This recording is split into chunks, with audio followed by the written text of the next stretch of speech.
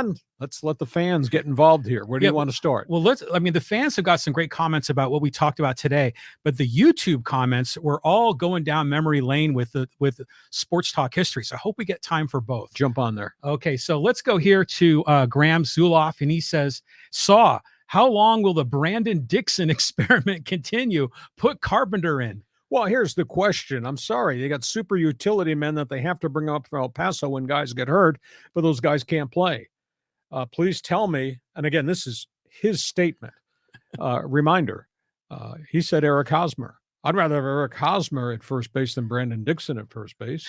I'd rather have Eric Hosmer at first base and allow Jake to go to second base. And then make Hassan Kim the super utility guy. Can play second, can play short, can play third. Who knows? Maybe Hosmer hits better. You got to pay him. You owe him 3 years, $39 million. Why don't you bring him back and make him work for it and just see if something happens? Yes, no. No. He takes balls from the right side, left side of the infield when he's receiving it. He takes them in foul territory. The ball bounces and crosses the base running line, and he catches it behind the line. Hosmer has no business coming back to San Diego at all. But yeah, Brandon Dixon, it's like, why is this guy barely even made the team?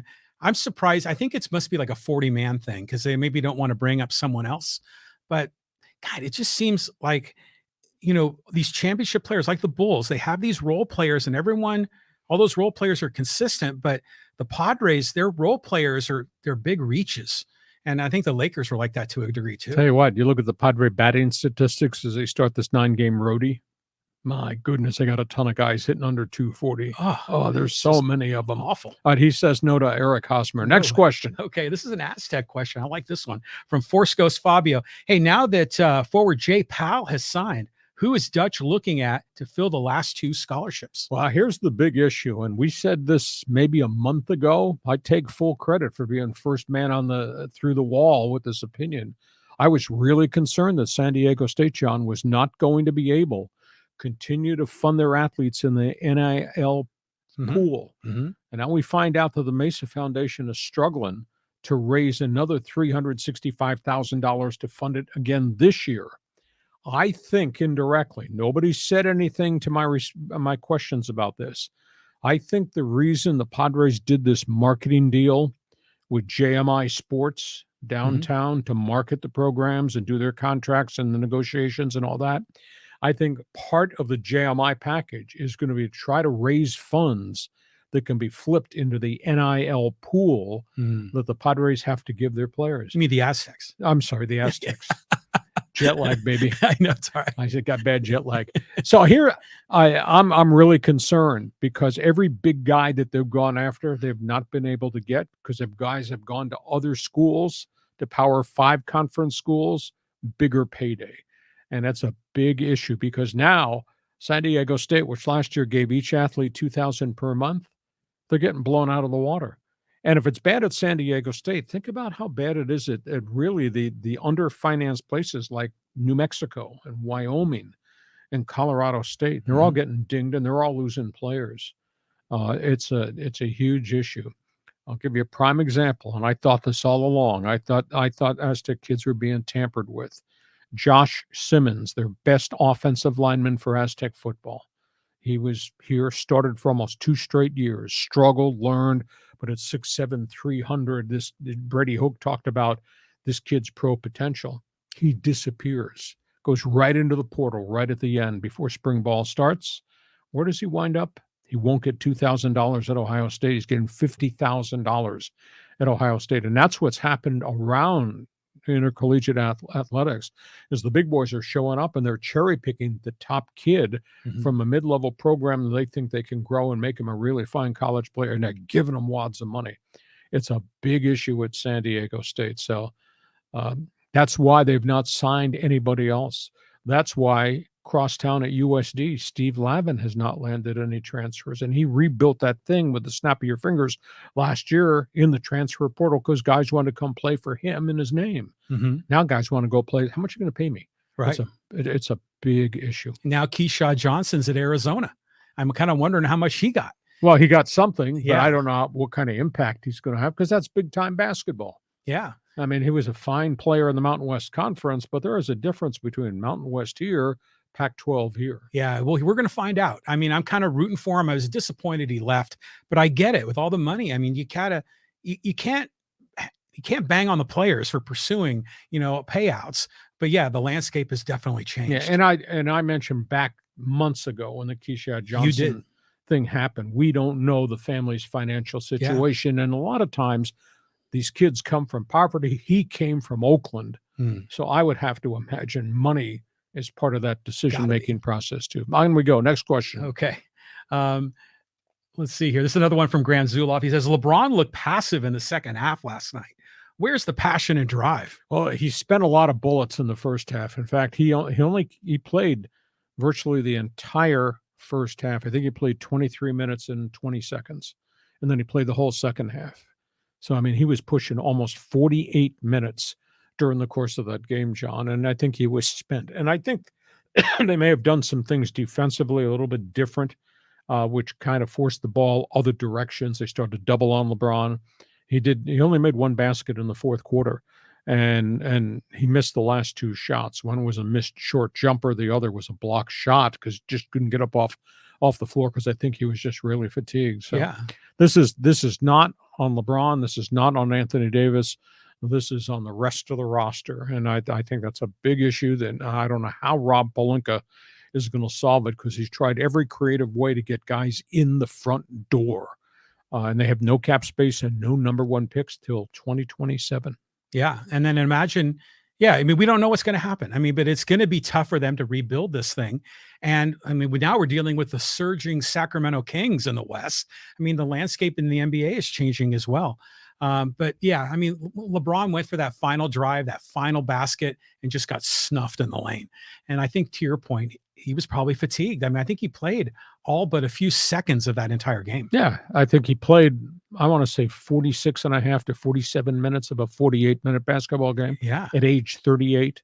that's incredible. And incredible is 40 points and 10 rebounds and 9 assists. So great player, needs to step away a little bit, catch his breath. I think he'll be wearing purple and gold with Anthony Davis next year. The big question is, who else is going to put that jersey on? Next question. Okay. This one's from Pod Sin 69. Jim Brown, all-time running back. It'd be tough. I mean, if you sat here on a whiteboard and you started to put names down, I mean, who would be the top 5 names of all time? You would have to include, O.J. Simpson. Yeah. Obviously, Walter Payton. Probably Barry Sanders would be in that mix. Jim Brown. And then obviously the back in the day greatness of Red Grange, who was the first greatest of football. But I mean, it's hard. I think you have to do it in increments of 20-year windows rather than the greatest of all time. Jeez. Well, how about Earl Campbell? NFL football goes back to 1920. Yeah, and it was a different game back then, the way they played the game. But I mean, I remember Earl Campbell for the Oilers, and that guy was just unbelievable. And you can add Franco Harris to that argument. That one, Franco was amazing. Marcus Allen. I mean, yeah. I mean, some of these guys were just tough guys, 3 yards in a cloud of dust. But these other ones are multi-dimensional guys like a Roger Craig that could catch it, could run it, could do all these things. Yeah, it's hard to compare him, but Jim Brown to me just he's a man. I mean, you know what I mean? He is a man on the field, off the field, stood up for so many things. The fact that he maybe retired 1 or 2 years too early rather than 1 or 2 years too late, I respect that, especially if he wanted to pursue a different career. So therefore, you do agree with me that Jim Brown was to the NFL from a football standpoint and a social impact standpoint what Jackie Robinson was to baseball and society. Yeah, I now that we're talking about it, I think you're right. And we talked a little bit about Bill Russell in the NBA, the same kind of guy. So yeah, I'm with you there. Okay, we move on. Our fans forum. Okay, so this one's from Mark Schwartz. What do you think about Goodell being extended through 2027? Well, he's taken what was a $6 billion a year industry when he replaced the retiring Paul Tagliabue, and they've made it a $16 billion industry. Oh, wow. The National Football League is just an amazing, evolving marketing machine. Are there problems there? Yeah, I think there's credibility problems in the league. This Daniel Snyder situation is one. Obviously, the concussion lawsuit is another. The hypocrisy of the league as it relates to we must hire more blacks, and there's hardly any African American minority head coaches. That whole crisis. So the league has got some monster credibility problems. But I get the sense that fans don't care. Fans just want to see the games and want to see the action, and they want to watch the playoffs and love the Super Bowl. And in the off season, the Super Bowl is the NFL draft. Um, but but NFL has got some real issues that they've got to deal with from a credibility standpoint, and some of that's on Goodell, some of that has to be on the relationship of the owners, and some of it's got to be the business relationship with the Players Association. So I think this will be his last contract as commissioner through 2027. Yeah, I mean, just a lot going on. You figure, yeah, there's all the money. That's good for the league, and their finances. But then, there's the concussion syndrome and like the beating these guys take. Now, on one hand, I mean, it's tragic, but on the other hand, the fans love that gladiator aspect to the game, right? But what's carrying this whole thing? It's the gambling. It's fantasy. It's DraftKings and all those other apps that are available. That's what keeps people passionate about this. I mean, it's just a fantastic sport. It's perfect for television. And the NFL is getting a cut of every pie that is on the table. Mm-hmm. I mean, that NFL is all about money. Just ask Charger fans here who saw their franchise being taken away from them in the middle of the night. We move on Fans Forum. Okay, this is actually a pretty interesting comment here from Diego Garcia. And he says, Lakers are linked to Trae Young. How much should they be willing to give up to get him or a similar point guard? Here's the question. What do they got to give up? Yeah. I mean, do you think anybody's going to knock the doors down for Reeves or Rui or anybody on the bottom of the roster? So who you got to give up? And then on top of that, you don't have any number ones. And you don't have any cap space to take on Trae Young. So please out there, do the calculus and then call me back and let me know, how are you going to make that kind of trade? I just don't think they have the assets and the resources because they traded so much away in the future. You go back and look at what they gave up in the ill-fated Russell Westbrook deal to haul him out of Washington. And obviously the price they paid to get the great player that is Anthony Davis, it was real significant. It included Brandon Ingram, who's a young star, and it included multiples of number one draft picks. So there's no assets. There's nothing left in the checking account to make any type of creative big boy trade. Unless you get a veteran player that wants to get a ring. And unless you get a veteran player, and I'm not saying Kyrie Irving because that there's too much baggage there that wouldn't fit in the Laker locker room. But if you find a couple of veterans that want to come and win and are willing to play on a much lesser contract, then maybe there's a way you can rent vets. But they tried to rent vets with Westbrook and Carmelo Anthony, et cetera. It didn't work out. Well, it's like, what's that guy, Al Horford for the Celtics, a veteran that has a role, has been very good. Yeah, it's going to take something creative, but I think Lakers fans have been spoiled for decades because they get the Magic and, well, they had, Wilt Chamberlain at one point. Then they have you have Showtime. Showtime in the 80s. Then you get Shaq and Kobe. Now you got LeBron. It's like they expect that they're going to get whoever they want in LA, but the salary cap has completely changed everything. Exactly. We'll follow it. We'll track it. It's going to take all the creative juice that Rob Pelinka's got to find the right guys. I think the only ticket that's going to make this thing better is going to be some veteran guy that wants to come here at a much lesser contract to go get a ring and play in LA. Okay, on we go. A couple more here. Yeah, we got some great ones here from the History of Sports Talk Radio. And this is from Arizona Joe. He says, Hacksaw, you comped me Cavalier tickets at the Pace Pontiac in Akron in the midst of a blizzard. Dale Moss of the Cleveland Force was with me. We miss you in Phoenix and remember your work the night Nick Vanos died. We collectively miss Swenson's and Akron. Sports were better back then. Well, it was a real different time, and I was a young punk loudmouth talk show host. Now I'm an old gray-haired punk talk show host, but developed a lot of friends working in Cleveland and in Akron. Went to Phoenix as I explained what I did in Phoenix that kind of set the world on fire. And then obviously I used all that experience and came here and kind of recreated the same shtick that was pretty successful at Extra 690. And it was fun The background is that when the first time John and I met, he said, let's do a trial run podcast. And John wanted to do one about the history of sports talk radio or the history of Hacksaw. I started telling stories, and the stories just came out and out and out. It was kind of really interesting stuff that I had not remembered in a while. So yeah, we did a lot of unique things. And I think more than anything, John, because I've thought about this a lot, because I've talked to a lot of people who have asked me about what we did, quote, back in the day. The reason it was so great, we were on a big signal that was huge, and we were the first ones to do it. I mean, in the history of sports talk radio, WFAN in New York was the first, WIP in Philadelphia was the second, going all sports all the time, and we were the third ones. And nobody was doing it in LA. They were doing nice mom and pop shows and Dodger Talk or Angel Talk, but it was only a small thing. It was not 6 a.m. till 10 p.m. live and local every day. So we did it with really unique people. I'm proud, and the guys I worked with. We weren't all friends. We all worked really hard. I don't think any of us thought we were creating this type of legacy, but at the end of the day, we sure did. You guys made an impact in people's lives. I'm just speaking for myself. This is when I was in my 20s and 30s. There was no internet. I was starving for sports information. I couldn't get it unless I went to USA Today, maybe get a little blip here or there. And then suddenly you arrived on the scene, and you built this empire with you and all these other guys that came along, the loose cannons and Jim Rome and the coach and everyone else.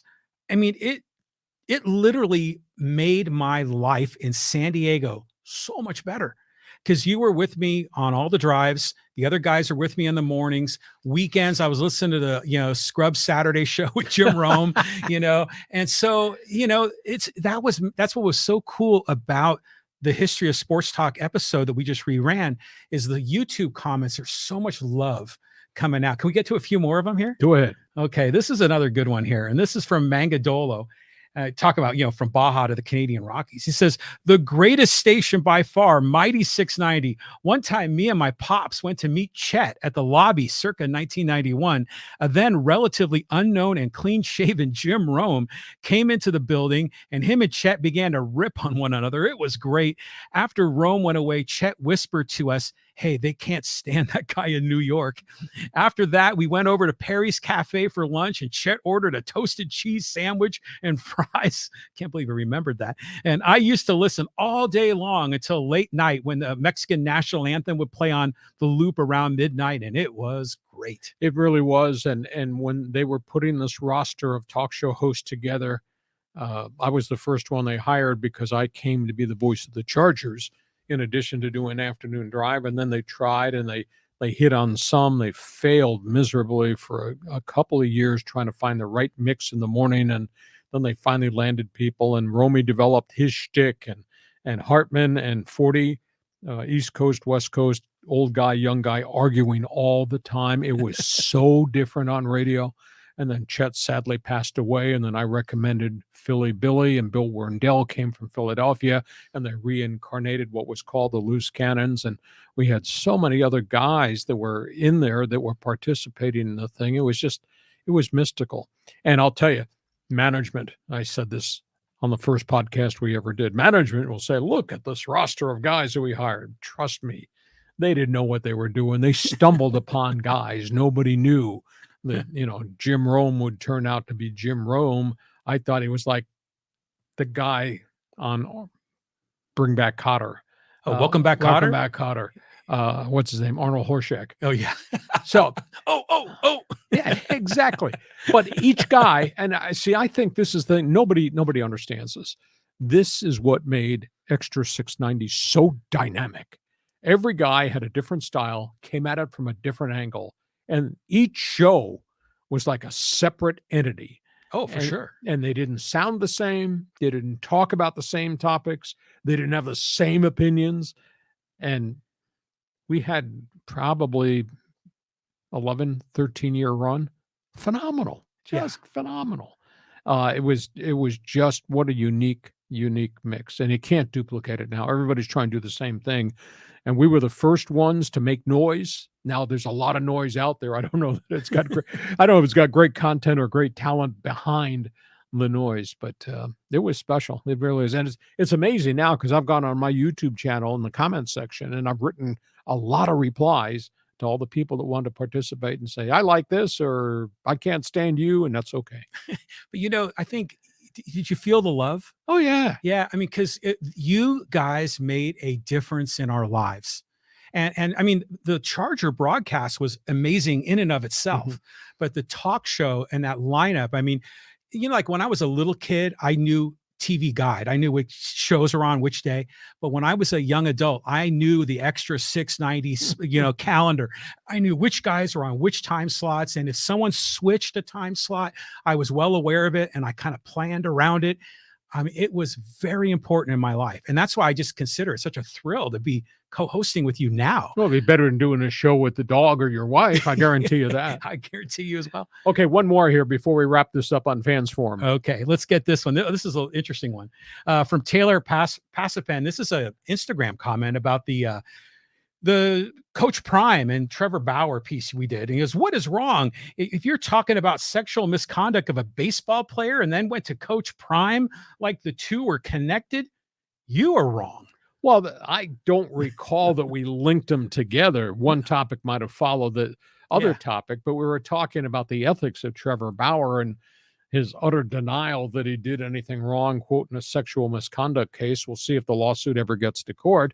We were talking about the ethics of Deion Sanders running off 72 football players at Colorado. I'll tell you, that story has legs. That story is not going away. And there are a bunch of people, including coaches in the Pac-12 and athletic directors around the country, that are just of the opinion the transfer portal was not to be used that way to run guys out. And we'll find out on the football field. I think there's no doubt that primetime Sanders did a great job at Jackson State. But this is a different world out here in the Pac-12. At Jackson State in the SWAC, he got his son, who's a great college quarterback. He got about 5 really blue-chip recruits. And they totally dominated the Mississippi Valley states and the Alcorn states of the world. Out here, everybody's got big boy talent. I mean, from SC to UCLA to Oregon to Washington, etc. And there's some people that don't subscribe to the way Coach Prime conducted his business with the players that he inherited in that program. I think some people are going to run some big scores up on Colorado. And he's not coaching Jackson State against Tennessee State in the SWAC. He's going to be in the Pac-12. So I'll be really interested to see what the relationship is like going forward and how he holds up if things get really bad. Yeah, it's going to be must-see TV, isn't it? Yeah. I mean, because on one hand, I mean, he could flip the script and maybe imagine if he was this innovative, dynamic force and suddenly the Buffaloes are back in the top 25. I mean, that would be an incredible run. So I think we're all looking forward to see how this thing plays out. But to your point, yeah, you blow out 70 whatever guys. How do you build a roster and be competitive year one? That's going to be tough. Exactly. Hey, listen,